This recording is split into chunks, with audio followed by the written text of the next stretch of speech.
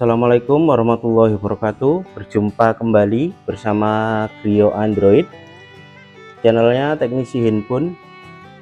Bagaimana kabarnya sedulurku? Semoga sehat selalu, panjang umur, banyak rezeki, dan tentunya hari-harinya selalu berkualitas. Di kesempatan video kali ini Griyo Android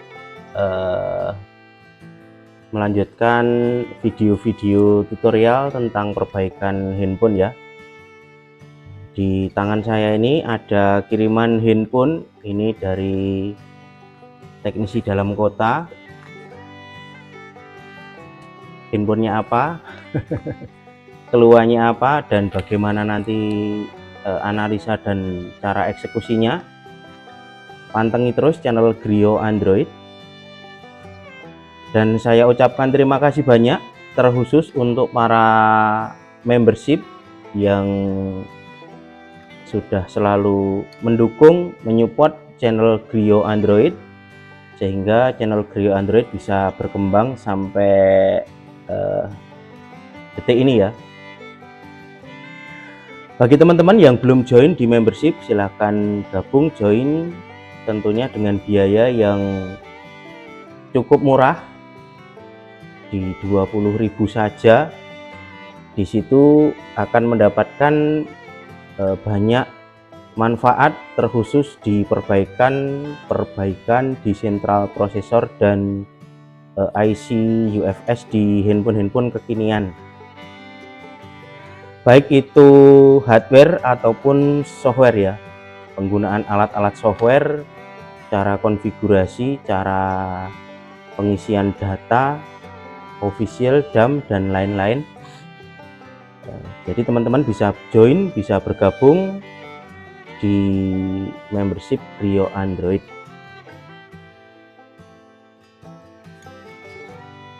Di sini ada handphone kiriman dari teknisi dalam kota ya. Ini keluhannya apa, sudah ada eksekusi apa belum? Jadi ini dapat handphone lur, sore-sore diantar Kang Gojek, diantar suruh cek, suruh garap. Jadi ceritanya Mas teknisi ini ada kecelakaan kerja setelah eksekusi. HP-nya ternyata tidak hidup. Jadi ini nanti kita cek dulu. Di sini mau hujan lur, hawanya sangat panas sekali. Di tangan saya ini ada handphone sejuta umat. Handphone penuh masalah, rajanya handphone mati total. Ini handphone seri apa nih, Poco X3 Pro.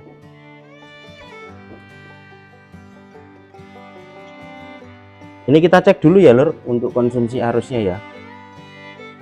Di sini saya menggunakan produk skematik. Teman-teman boleh sama menggunakan seri ini atau seri yang lain, intinya itu pada digitalnya ya. Karena ini analisa bodohnya. Analisa cepatnya saja. Kalau untuk analisa pengukuran secara detailnya ya nanti bisa kita ulas tipis-tipis, entah di video ini atau di video berikutnya, tergantung nanti studi kasusnya ya. Ini kita cek dulu. Ini sudah bukaan ya, ini hanya diisolatif. Di sini naik, teman-teman bisa tengok di 0,6 ya, 0,6 ampere, berarti di kisaran 60 mAh ya. Jadi kalau analisa bodohnya itu seolah-olah IC programnya tidak bekerja. Tapi kita cek dulu apakah benar dari IC program atau IC UFS atau dari yang lain. Kita buka dulu ya lur ya.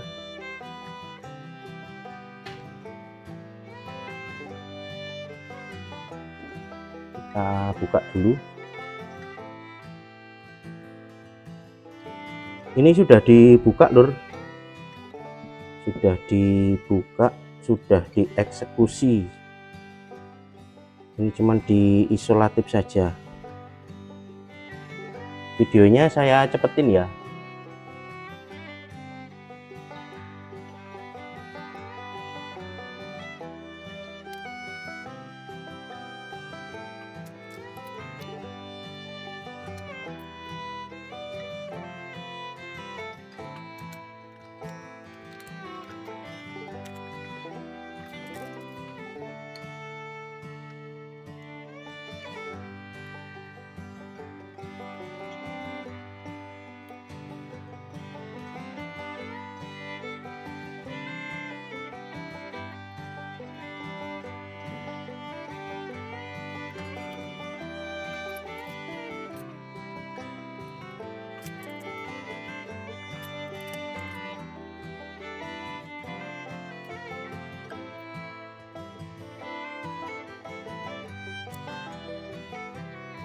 Ini sudah eksekusian lur, CPU-nya sudah X di Rebel ya. Ini baterainya double power LF. Ini bukan baterai saya lur. Nah, baterai tes saya kan ini. Nanti dikirain wah itu HP yang kemarin. Jadi murni ini bukan yang sudah saya konten, bukan ya. Jadi belum saya konten. Memang ini baru masuk. Mungkin teman-teman yang ngikuti channel saya, baterainya kok sama bang, wah nanti dikirain pakai baterai yang biasa saya pakai tes. Memang kalau saya ngetes pakai baterai LF ini khusus untuk tes ya, karena yang menurut saya yang agak lumayan ya seri-seri ini yang lumayan. Ini saya tidak endorse ya. Jadi ini murni memang bawaan handphonenya merek LF. Kebetulan sama seperti itu lur. Jadi untuk kondisinya seperti ini ya, kondisinya sudah eksekusian. Ini perlu kita cek dulu lur pakai multitester.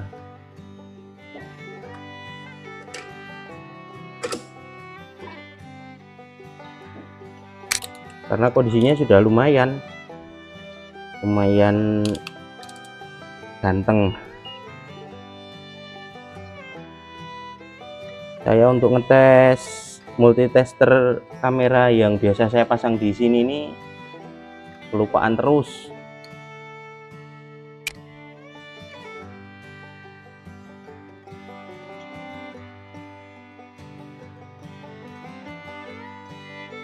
Ini di bagian VDD2 nya ini masih bagus ya, masih keluar 0,042. Ini kalau posisi IC RAM terpasang memang biasanya ngedrop ya. Coba nanti kita rapikan dulu di bagian sentral prosesornya, kemudian kita cek hasilnya. Kalau memang masih belum nyala ya kita ganti sentral prosesornya. Tapi kita coba dulu yang namanya sudah dieksekusi kan, biar kita lebih meyakinkan ya apakah sentral prosesornya apakah dari yang lain. Pantengin terus channel Griyo Android, videonya jangan di skip-skip. Dan bagi teman-temanku sedulurku yang belum like, comment, dan subscribe, silahkan klik tombol like dan subscribe-nya. Dan teman-teman bisa bergabung di membership untuk mendapatkan video-video yang tentunya lebih mendetail tentang perbaikan CPU RAM UFS ya. Oke lur, videonya jangan di skip-skip, kita pindah ke layar mikroskop dulu ya.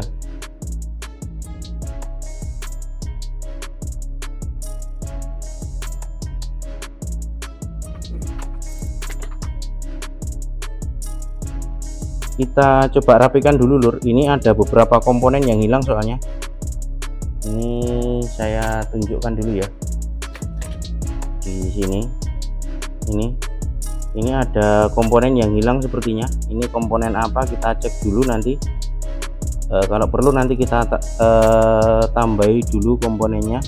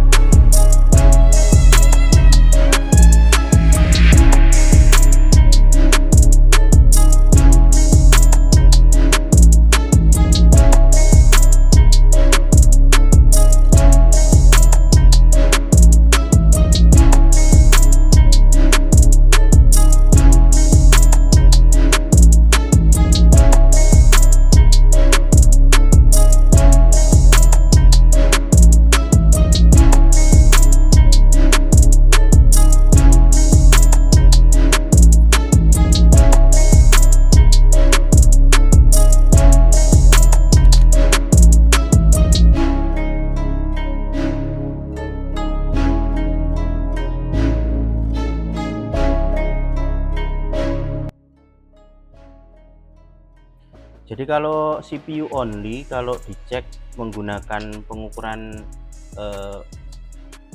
konsumsi arus itu harus di 0,2 ya di sini ya. Jadi tidak boleh lebih dari 0,2 karena posisinya IC RAM belum dipasang ya. Jadi IC RAM-nya belum dipasang. Ketika IC RAM dipasang ya ini naiknya di 0,2 sampai 1,2 ampere ya. 1,2 1,6. Jadi kalau masih tanpa IC RAM ini nilai untuk konsumsi arusnya tidak boleh lebih dari 0,2. Nah, ada yang 0,3. Produk skematik ini beda-beda ya, tapi rata-rata di 0,2 0,3. Jadi kalau pakai power supply yang digitalnya ini 3 digit ya 0,350 mA ya. Kalau pakai yang analog digitalnya ini ada 4 digit. Kalau ini kan hanya 2 digit ya, jadi kebacanya hanya di 0,2. Kalau nilainya lebih tinggi ya bisa dipastikan sentral prosesornya bermasalah seperti itu. Kita cek dulu ya.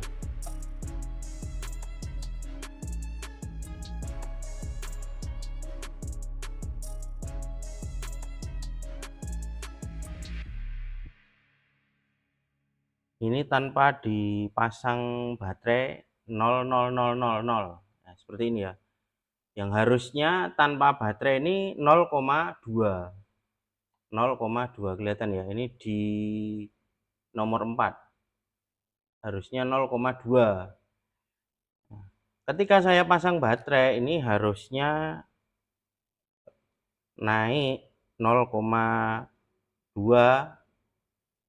Nah, ini langsung tinggi 0,9.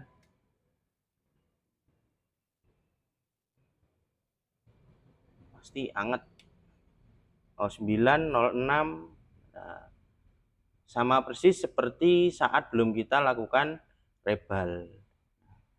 Jadi ini bisa dipastikan di bagian sentral prosesornya harus ganti.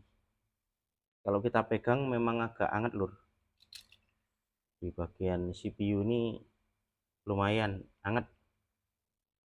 Jadi ini fix kita ganti sentral prosesornya.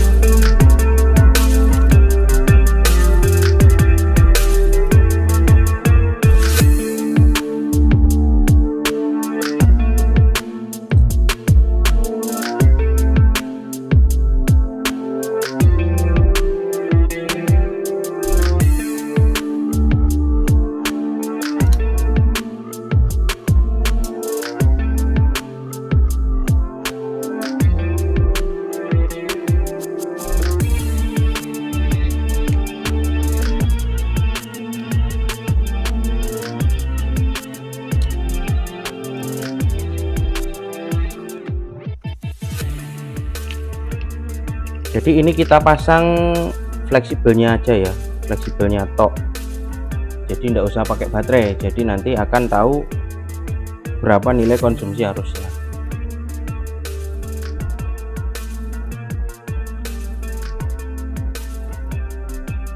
Jadi di produk skematik kalau yang saya pakai yang SS304 ini menunjukkan di 0,3. Ini berarti tandanya bener ya.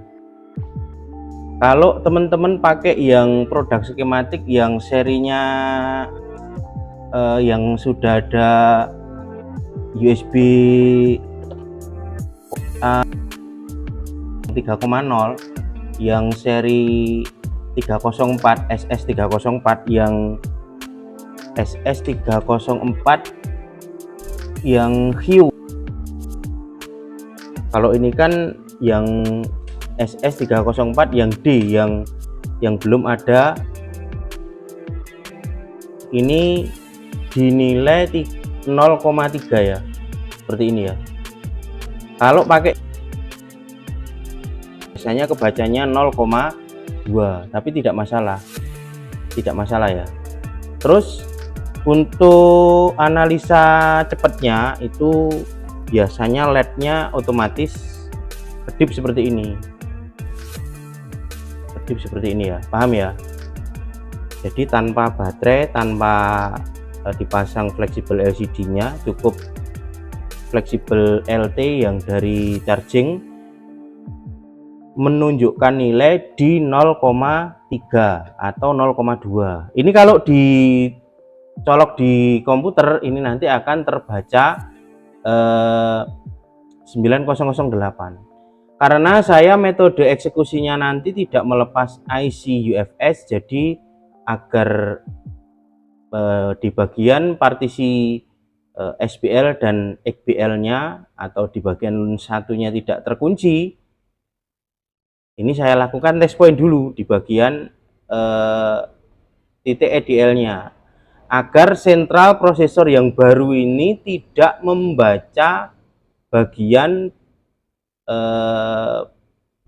boot di IC yang lama. Ini kan sudah kawin dengan CPU yang mati tadi ya, yang CPU yang ini ya, yang mati. Kalau ini nanti tidak kita lakukan IDL, secara otomatis sentral prosesor membaca GPT-nya. Jadi general purpose tabel yang ada di bagian UFS ini akan dibaca oleh sentral prosesor. Seperti itu ya. Jadi kita lakukan test point dulu.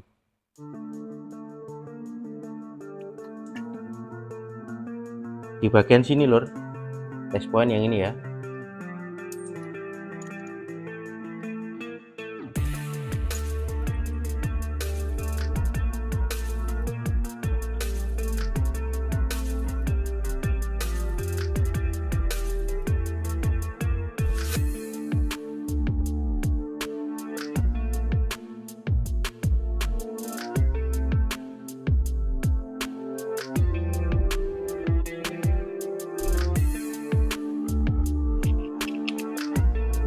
Ini kita flashing menggunakan UV Android ya lur ya. Oh sorry, ini IC RAM-nya belum saya pasang lur. Kelupaan lur, jadi belum bisa langsung di flash ya. Berarti untuk kita pastikan terbaca 9008 dulu ya. Ini kita cek di bagian device manager dulu, kita buka dulu.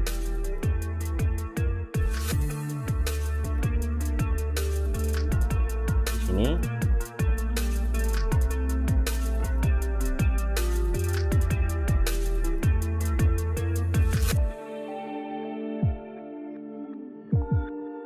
di bagian sini teman-teman bisa lihat ya, ini saya tancap dulu. Sorry lur, ini masih di kabel charging lur. Ya ini kalau ditunggu sampai besok pagi ya nggak bakal 9008 ya.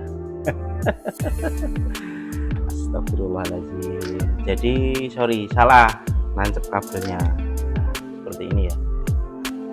Jadi ini sudah kebaca 9008, teman-teman bisa cek di bagian device manager ya, di sini ya. Ini tinggal teman-teman lakukan pemasangan IC RAM, kemudian dilakukan flashing.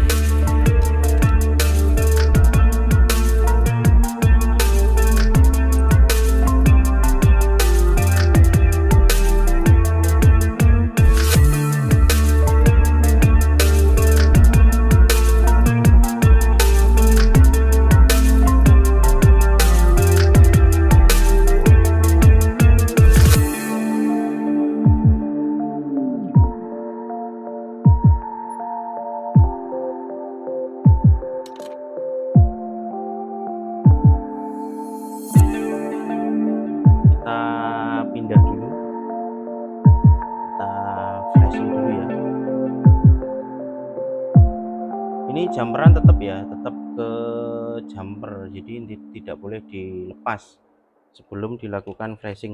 Jadi tahapannya lumayan ini, nanti setelah di flashing harus diganti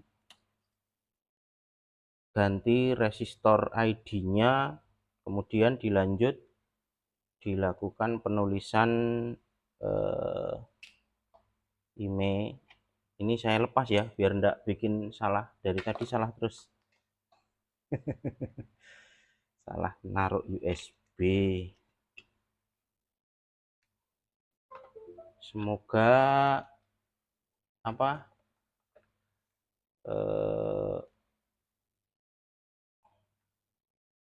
IC RAM-nya masih bagus.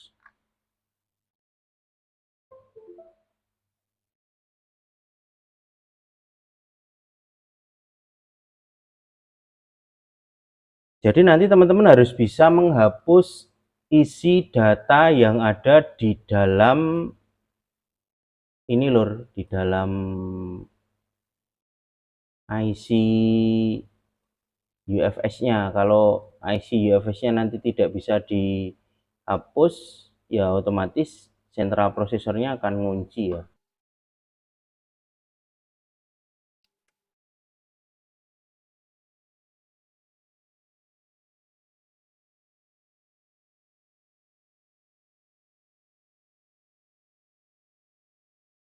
Ini langsung kita pakai global aja lur ya.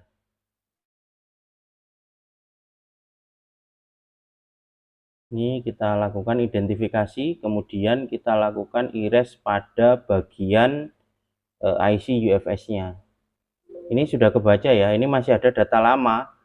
Ini menunjukkan IC CPU-nya baru, ini di bagian sini masih kebaca Qualcomm ya untuk UMID-nya. Belum berubah menjadi Xiaomi. Kalau di sini sudah menunjukkan brand, berarti bisa dipastikan hardware ID-nya sudah ketulis, OMID-nya sudah tertulis. Jadi tidak bisa tidak bisa digunakan di brand lain gitu loh, paham ya. Jadi kita erase dulu semua.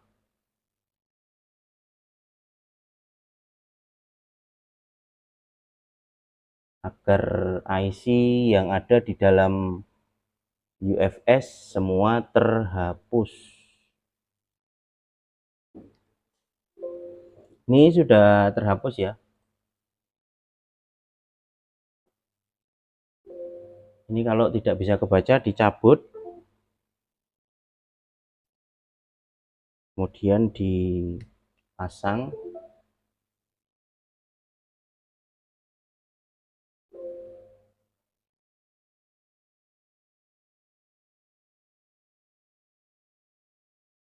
Kemudian kita tentukan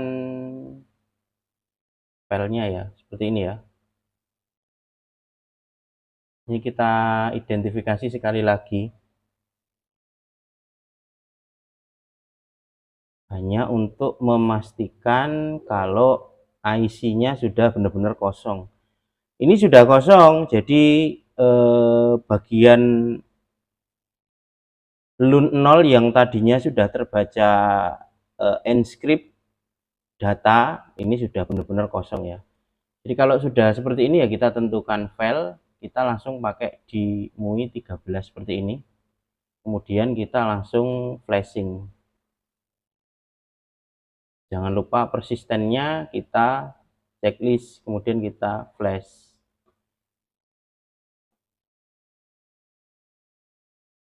Ini proses flashing saya cepatkan biar teman-teman tidak bosan menunggu, dan videonya tentunya tidak terlalu panjang.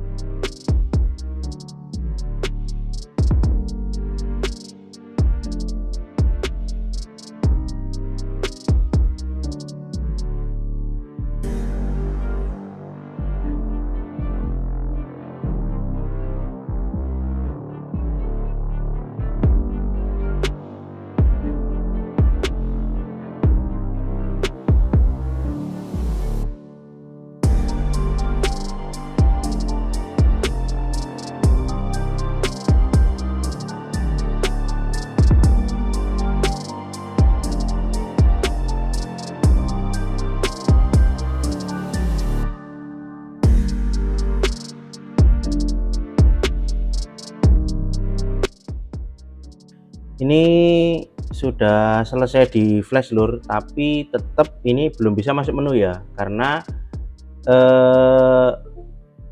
ini harus kita lakukan pergantian pada resistor 10 kilonya, dan ini harus kita lepas dulu pada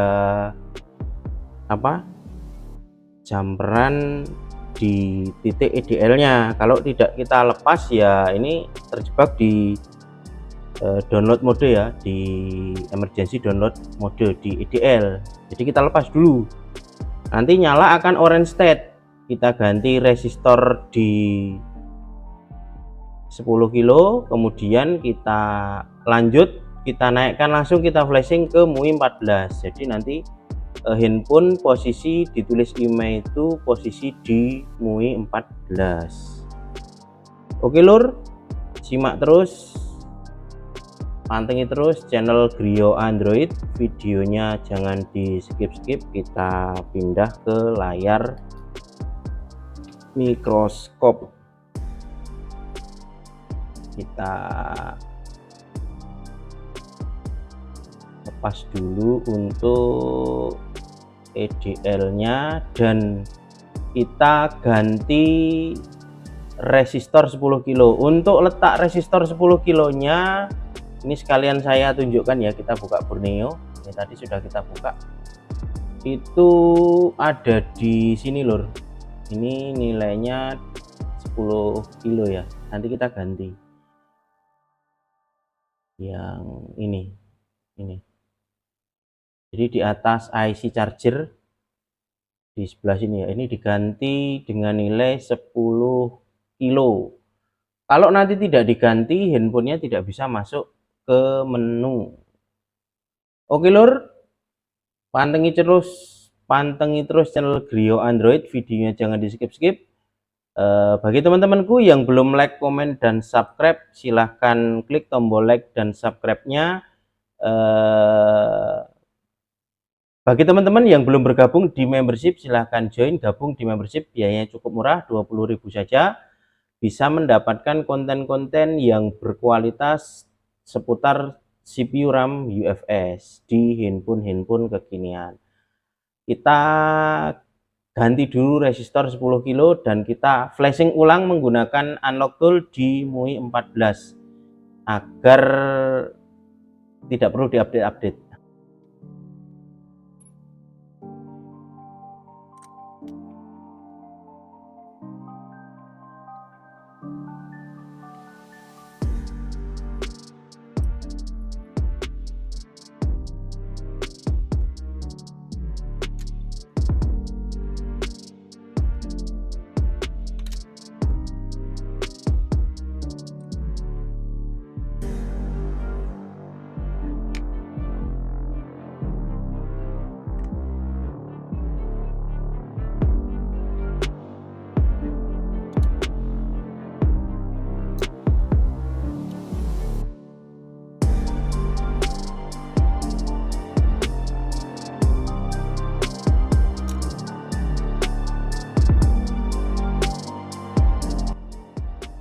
Ini sudah kita ganti resistornya ya, ini kita nyalakan.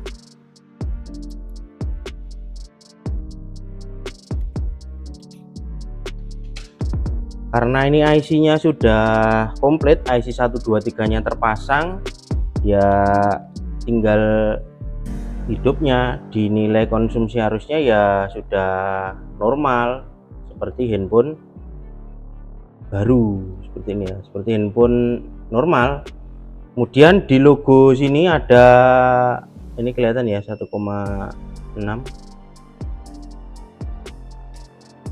Pertama kali startup di sini kebaca gambar gembok kebuka, jadi itu menandakan handphonenya sudah ter-UBL. Jadi pertama kali nyala biasanya nanti akan orange state karena kita tidak menggunakan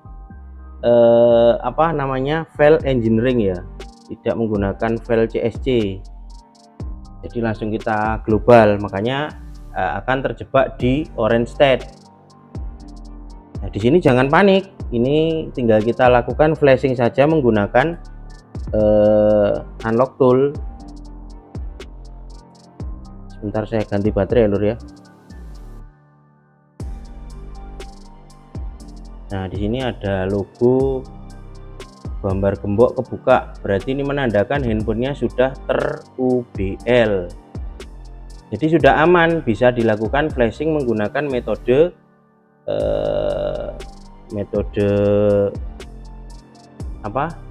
fastboot. Nah ini di orange state, ini jangan khawatir, ini ya tinggal dilakukan flashing menggunakan unlock tool seperti itu. Langkahnya 2 kali proses flashingnya, karena kita tidak menggunakan CSC, lebih aman ya, tidak membuat handphone itu terkunci di bagian sentral prosesornya. Jadi kita flashing sekali lagi lur. Ini kita ulangi mode fastboot. Nah ini fastboot, kemudian kita flashing menggunakan unlock tool ya.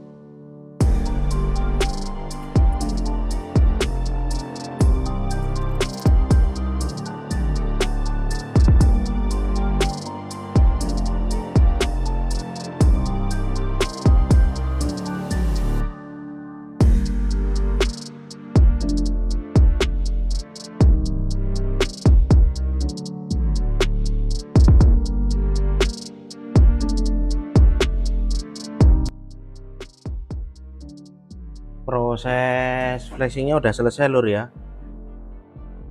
Ini ada violet di bagian persit, ini tidak apa-apa, abaikan saja, karena saat proses flashing 9008 di MUI 13 tadi kan sudah tertulis ya, jadi aman. Seumpama ini nanti tidak bisa masuk menu karena error-error di atas ini, ya nanti kita ulangi seperti itu ya, tapi harusnya sih ini masuk menu. Ini sambil tak kipas dulu ya lur. Jadi kalau teman-teman nanti flashing, saya berani jamin tidak error seperti yang di layar ya, karena ini error karena di komputer saya ini terbaca dua driver tadi. Ini sebentar saya tunjukkan pakai nah, jadi yang saya tunjuk ini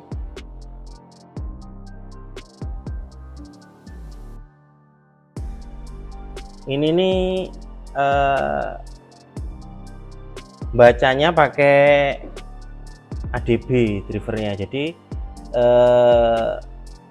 saat proses flashing fastboot itu kan driver di device manager kan kebaca ADB, jadi ya mau tidak mau ya ada errornya. Saat pembacaan mungkin yang dibaca handphone yang saya gunakan kamera. Paham ya lur ya? Ini kita tunggu sampai masuk menu sambil kita kipas ya, karena proses flashingnya lama. Terus error persit ini tidak masalah karena saat 9008 itu proses flashing persitnya sudah kita masukkan.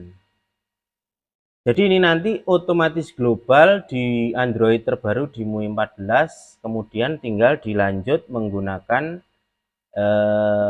software yang support untuk melakukan penulisan email. Jadi seperti ini ya, ini sudah masuk di menu, jadi nanti tinggal dilakukan penulisan email seperti itu. Oke, paham ya Lur ya. Untuk proses penulisan email eh, tidak saya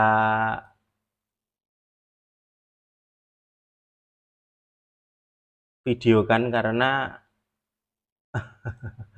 ini sudah lama ya untuk apa buat videonya. Jadi untuk penulisan email bisa dicek di video saya yang lain. Caranya juga cukup mudah.